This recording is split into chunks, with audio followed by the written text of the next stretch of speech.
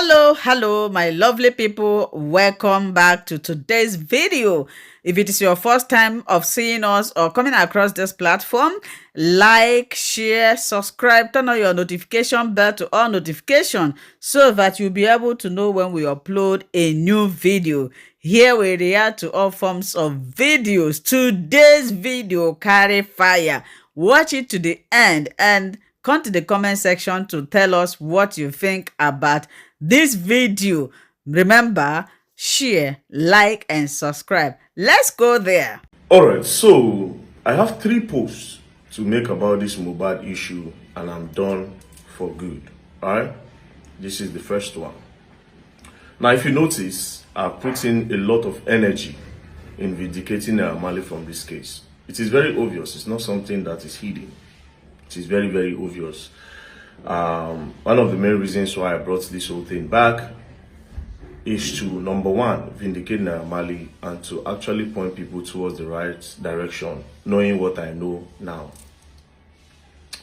Now, something happened that involved Iyobo, Marley, and a particular meeting recently.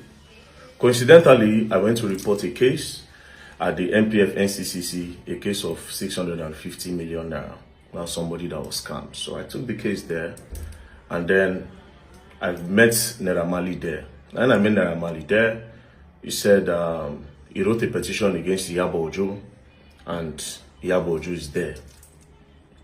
I said, okay, so what is going on? He said, well, so far so good. They told Iyobo to bring evidence of everything she has said about them. In the case of bullying, in the case of that, na them by Mohbad. So I said, so how far with the case now? He said that Iyobo is pleading. I said, pleading how? Like, what's going on? He said, she's pleading. I said, it doesn't make sense. The Iyobo I know cannot beg you. Then he said, you can come, see. So we went straight, and then he opened the door. Then he went inside to sit down. When he sat down, there was Sam Larry, there was his brother Shudi, and then there were some people there. Iyobo was with a lawyer. Then when I entered, I sat in front of her. And I sat in front of her, they started talking. Now, there's one police there, there's one female police officer, senior officers. Some of them, they were like, very dark man, talk to your guy. You see, say, you and him, they parley since this whole Mohbad issue. Talk to Marley, let's look for a way to resolve this whole matter. Now, at the top of my head, I was like, resolve which matter? Like, why are they resolving any matter? What is really going on? Then they said, Iyobo, she understood that what she did is wrong and that they should look for the best way to settle the matter within themselves. Immediately, me, I para. I said, excuse me, lawyer, Iyobo lawyer, his name is Fumi. I said, make we see. Then we turn. I said, can we see? He said, yes, we can't turn. There was 2 police officers there. We stood. Then I said, fine. Based on what I just saw now, Iyobo is saying that a lot of publications that she did was wrong. She was pretty much emotional and all. That's why she made those things, right? So I told the lawyer, I said, how do we move on from here? Is she willing to come to the public? Then the lawyer said, that is exactly what she said. That she will go to the public and let the public know that this is what happened and that she is sorry for actually being emotional about this whole matter. Then the lawyer now said, again, but they were thinking that if they do that, a lot of her fans will think that she has been threatened by Marley or the government threatening her. That Iyobo has suggested that they will not apologize, but if Marley releases a new song, they will help him promote it, and that gradually people will start welcoming Marley back. I para. Now that the talk just vexed me. Then I looked at the lawyer. I said, for all what these people are going, what these people have gone through, the shows that they have lost, money that they have lost over a lie, and then instead of you to go to the public and then just spell it out for everybody to see, You are saying that you are going to start promoting his song. I just looked at him. Out of anger, I told him, I said, the luck Iyobo has is that Naira Marley is not from the Niger Delta region. Because for ruining his career over a lie, if the Niger Delta you come from, they go shoot that down. And even you, the lawyer, they go shoot you down. Then the lawyer looked at me, and the police people were there. They were like, no, very dark night, 1,000 goes into this. Then the lawyer was like, bro, it is not me that said this thing. I didn't come up with it. IYABO came up with it. Cut the long story short, he left. Then I called Naira Marley in. I said, now where this matter don't be like this. If she say she's willing to go to the public and then explain what happened, do you understand? That she was emotional. And then the case went towards the wrong direction. Instead of actually holding everybody in the house accountable. But there's no problem. It don't happen. So what do you want? Naira Marley said he's scared that she might not do it if they leave her now. That she might not apologize. She might just go outside now and decide to change everything again. That he knows her character. She's a manipulative person. I told him, I said, well, we'll call the police people in. They called the police people in. We spoke. Some of the police people were saying, if she's willing to apologize, Naira Marley, let's see how this thing is going to be. Then if she doesn't apologize, then they bring her back. But if this thing goes to court, she will definitely pay dearly because everything, literally everything, bullying and everything was all a lie, right? Videos being doctored, a lot of things. You know, a lot of atrocities happened that time. Naira Marley left. When he left, I sat down. Now, something in me told me that something crazy might happen, right? And I went outside. When I came back, they said they needed to see the director of MPF-NCCC so that they'll table the matter in front of him and then they can know the way forward. That was that everybody went to the director's office. Iyobo's lawyer, myself was there, Naira Marley was there, Sam Larry was there, Naira Marley's brother Shudi was there. Now, before the meeting, I just told Naira Marley, excuse me. You understand? So apparently, Tonto Dike was coming. I told Naira Marley, excuse me. Naira Marley excused me. Then we went outside. I told him, I said, see, you see this matter? You are not taking it the way you should take it. He said, but he has forgiven. That na Allah, na him go judge.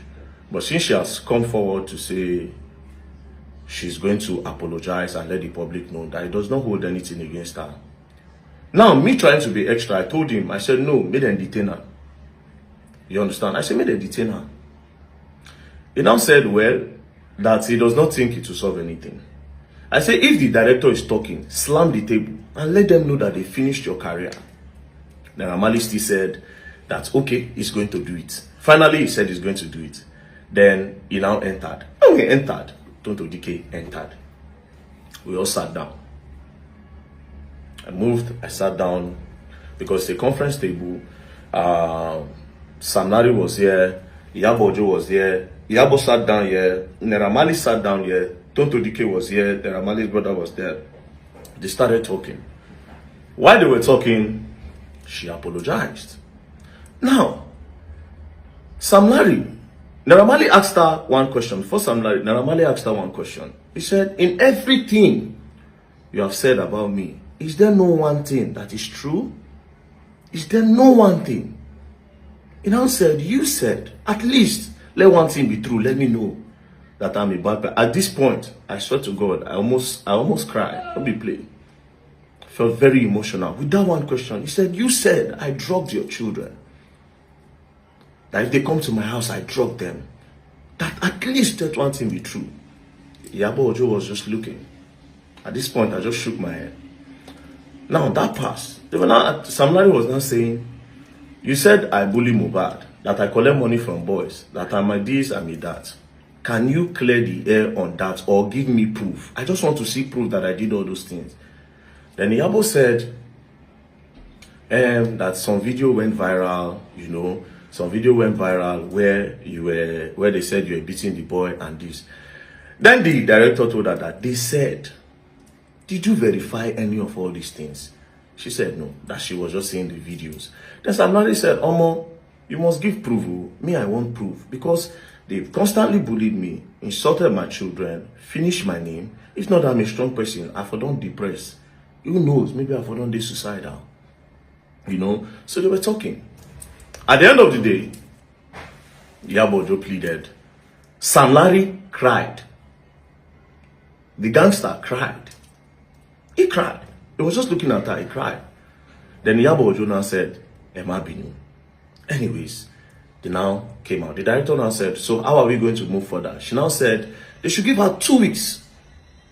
Let her and her lawyers draft something in order to clear the name of these guys. So they'll draft something and they'll come back.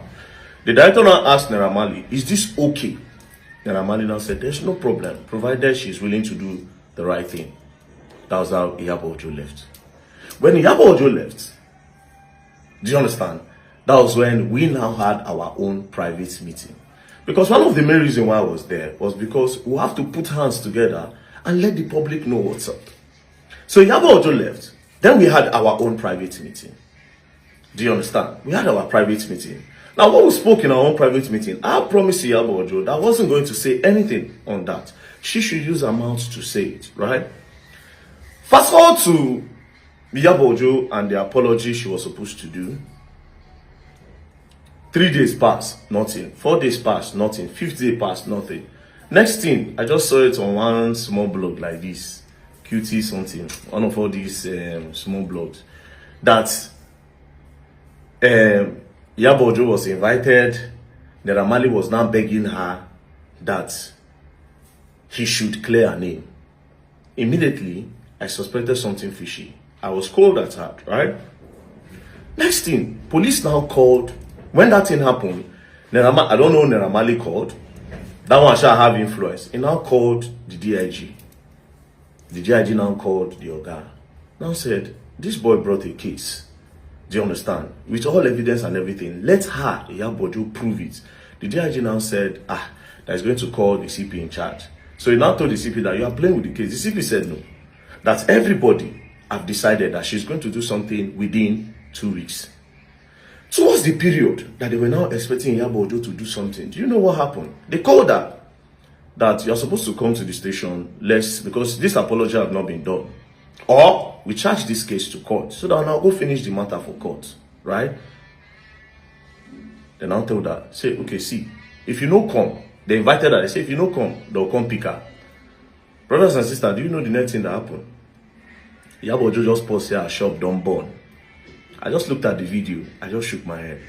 She now did a write-up. Immediately she did that write-up, I now also made a video that there was an agreement. We met. You understand? That was what triggered me to say, we met. And we said a lot of things. But God will judge. I said, God will judge. That's what touched me to say, God will judge. Then I ended it. When I now started seeing a lot of damage control, that is why I started with the group chat. Now, even in this same group chat, I kept on keeping it clean because I didn't want to involve Iyobo in any of it. You know why? Because I was posting all those things so that she will come back to her senses and say, you know what? Let me just do the right thing. If people are innocent, they are innocent, right? Because our own part of the whole chat reeks of hate. I don't know. But again, one of the things we said when me and Iyobo just sat down face to face is, I will not blame you for anything that you did. And every other Nigerians that came for the head of these guys, I would not blame you at all. You know why? Emotions were everywhere. But you knowing fully well, say, Omo, these people have literally nothing. It's so crazy that even the part of the bullying of the boy, she knows. That is what is crazy. A lot of doctoring that they doctored all these things and put online. She knows. One of the things we said in the meeting is that she opened her mouth to say, yes, she's convinced that Naira Marley did not bully that boy. And it is because of the videos flying around. But I'm not going to expand or say anything that me and I spoke about. So from this, I became very upset when I started seeing that she's trying to do damage control instead of doing the right thing. Now, why I can't start to post this thing? Can't start to post the voice note. They can't start to post the group chat and all. Now, I'll tell you something about that group chat. You see, almost everybody in the group chat, plenty of them are innocent. Down to even this Sam Clef. Because for crying out loud, Sam Clef part of the group chat. It's just, let me make it no be as if I no contribute. Jigon said a lot of nonsense things, but I can't still hold it up on Jigon.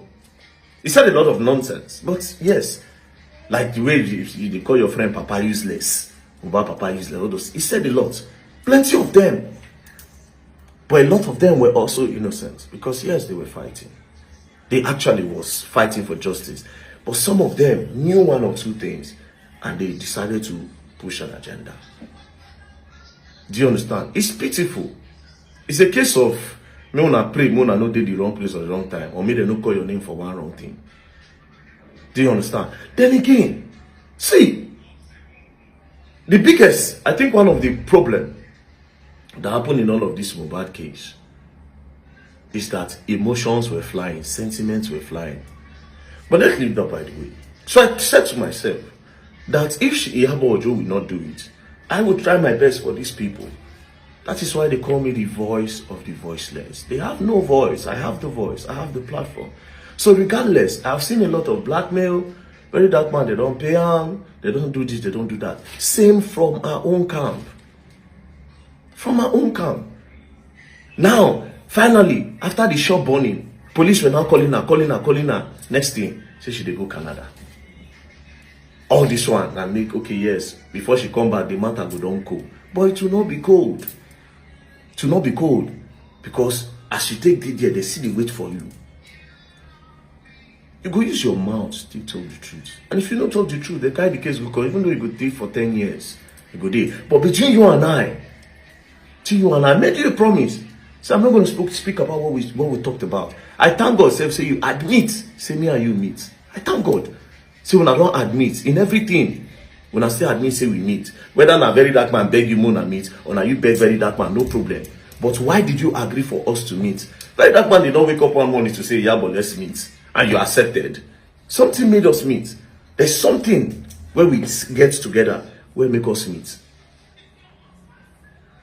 And very soon, if I give you time, I go talk. Because the way they go, I only made that promise because I thought that you were going to come out and say the needful and just do what is right. But if you continue like this, you know talk, I will talk. You can't end your statement with, this is the last time I'll speak about it. You know what you're doing. You know what you're doing.